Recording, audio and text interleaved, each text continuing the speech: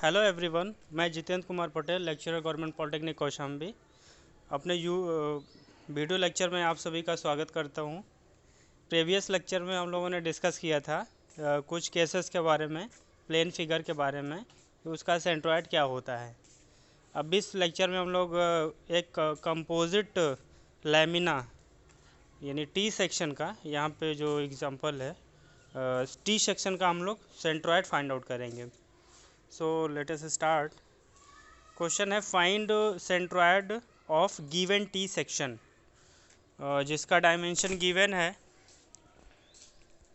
T section का ये distance है 60 mm है, और ये है 20 mm, और ये जो फ्लेंज है, ये जो वेब है 60 mm, और ये है आपका 20 mm।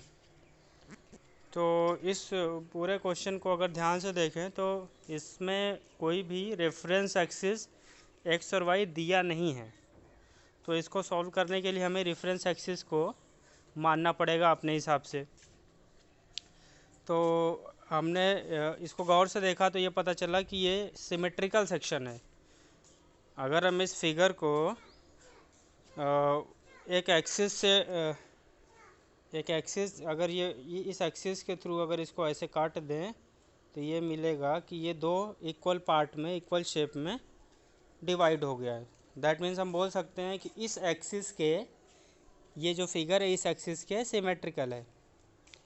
तो हमने क्या किया, इस सिमेट्रिकल एक्सिस को वाई एक्सिस कंसिडर कर लिया और बॉटम से जो है एक्स एक्सिस कंसिडर कर लिया। तो ये हमने रेफरेंस एक्सिस मान लिया है अपने हिसाब से।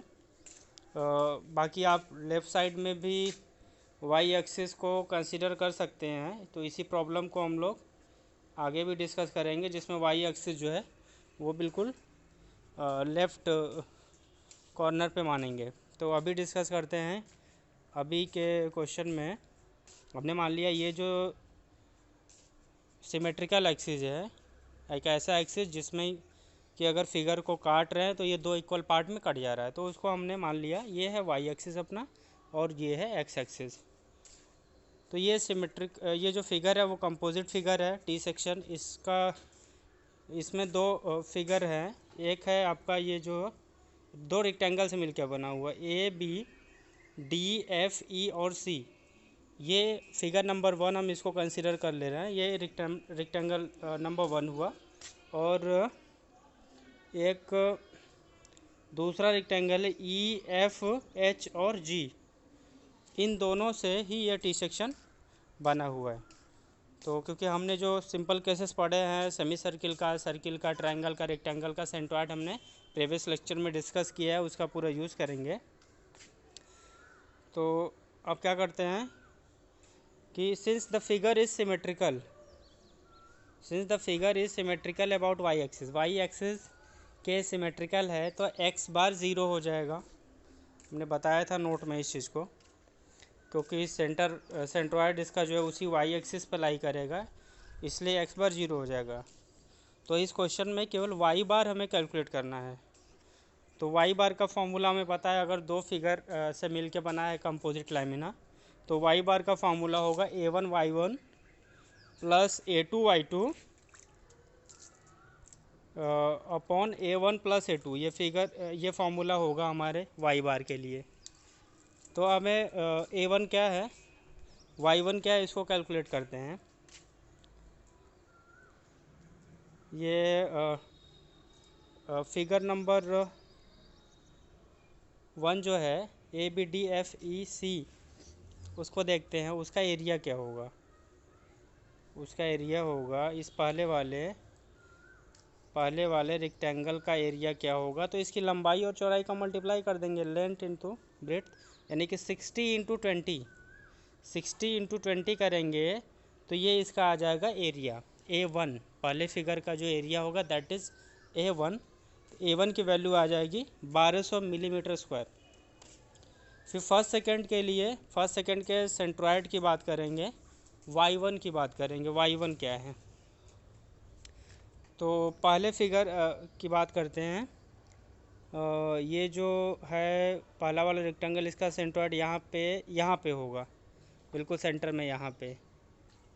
ये यहाँ पे इसका सेंटर होगा, सॉरी, ये यहाँ पे लगभग सेंटर होगा। तो ये डिस्टेंस क्या होगी, यहाँ से ये जो डिस्टेंस होती है इस एक्सिस से, अगर हम कहें कि ये कितनी डिस्टेंस है, तो ये डिस्टेंस होगी 20/2।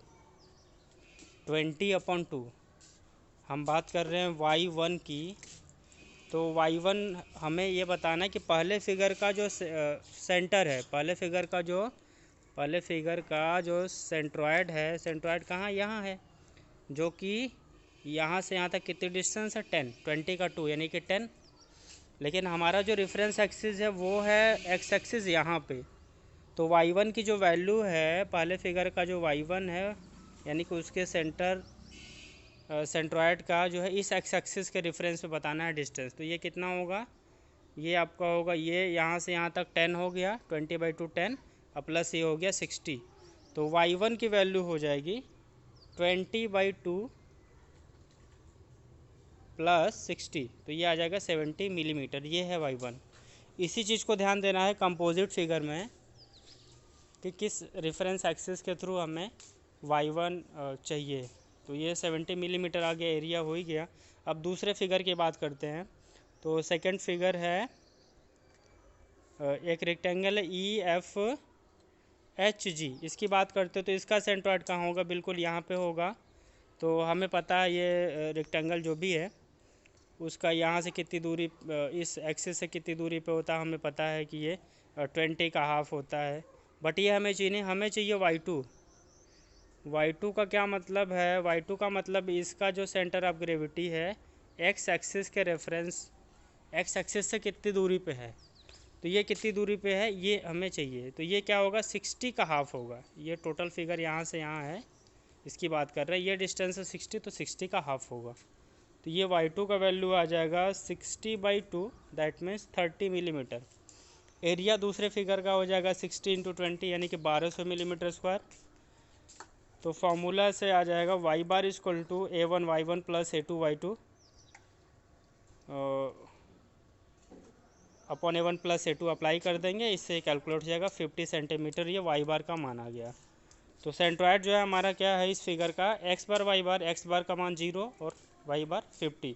तो सेंट्रॉयड हो गया 0,50 मिलीमीटर। ये आंसर हो गया। इसी क्वेश्चन को हम लोग और भी दूसरे तरह से सॉल्व कर सकते थे। इसमें क्या है कि सेम क्वेश्चन है, find centroid of given T section. इसमें चूँकि एक्स और Y axis reference axis given नहीं है, तो हम एक्स और वाई को सपोज करेंगे, एज्यूम करेंगे। तो अब हमने उसी क्वेश्चन को जो रेफरेंस एक्सिस है दूसरा एज्यूम किया। हमने ये माना कि जो बॉटम पोर्शन है ये हो गया हमारा एक्स एक्सिस और ये बिल्कुल लेफ़्ट कॉर्नर पे हो गया वाई एक्सिस।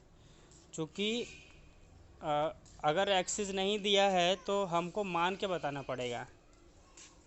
हमको जैसे मैंने पूछा कि इलाहाबाद कितनी दूरी पे है, तो अगर नहीं दिया है तो आप एक डिफिनिट लोकेशन से उसकी दूरी बता सकते हैं कि ये कौशाम्बी से इतनी दूरी पे है या ये कानपुर से इतनी दूरी पे है। आप फ्री है कहीं से बताएं, दोनों आंसर सही होगा। तो उसी तरह से हमको एक्सिस को जो है मानना पड़ेगा। हमने इस क्वेश्चन के लिए ये माना कि बॉटम जो है वो बॉटम में बिल्कुल एक्स एक्सिस है और कॉर्नर में वाई एक्सिस है। तो आंसर सेम आना चाहिए, ठीक है। अब बात करते हैं, अब सिमेट्रिकल का कोई कॉन्सेप्ट यूज़ नहीं करेंगे क्योंकि बिल्कुल किनारे किनारे एक्सिस माना है, तो सिमेट्रिकल का कोई कॉन्सेप्ट यूज़ नहीं करेंगे। तो ये दो जो फिगर है ये इसमें ये भी वही है, दो फिगर से मिलके बना है, रेक्टेंगल नंबर 1 है रेक्टेंगल नंबर 2 से। तो अब बात करते हैं रेक्टेंगल नंबर 1 की। रेक्टेंगल नंबर 1 यानी कि ये वाला, यहाँ से ये वाला, इसका एरिया कितना है, तो इसका एरिया वही है, इसका एरिया है 60 × 20 यानी कि 1200 मिलीमीटर स्क्वायर। x1 मतलब इसका g कहाँ होगा, इसका g यहाँ पे होगा। तो इसका x1 का मतलब y एक्सिस से इसका कितना डिस्टेंस पे है ये पॉइंट, तो कितने डिस्टेंस पे होगा, तो ये 60 का हाफ यानी कि 30 मिलीमीटर। और y1 क्या होगा, y1 होगा इस पहले फिगर का सेंट्रॉयड जो है वो x एक्सिस है, यानी कि इस जी का लोकेशन इस एक्स एक्सिस से कितना होगा, तो ये 60 हो जाएगा प्लस ये 20 का हाफ, तो ये हो जाएगा टोटल हमारा 70 मिलीमीटर। ठीक है, आगे बढ़ते हैं फिगर नंबर 2 पे। पास नहीं है कुछ नहीं। फिगर नंबर 2 की बात करते हैं। फिगर नंबर 2 में